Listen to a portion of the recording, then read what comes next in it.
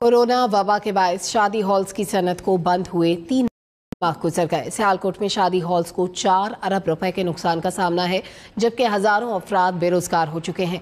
मालिकान ने हुकूमत से SOPs के साथ सनत को खोलने का मुतालबा कर दिया है। रिपोर्ट करेंगे सखावत मुगल।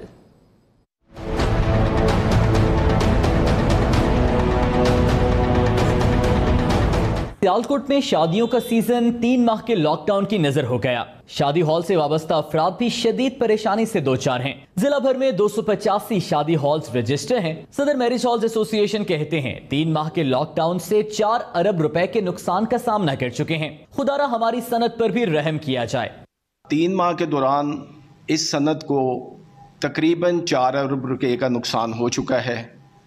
खुदारा मैं हुकूमत से इल्तजा करता हूँ कि इस सनत पे भी रहम खाए और दूसरी सनतों की तरह इसको भी खोलने की SOPs के साथ इजाज़त दी जाए।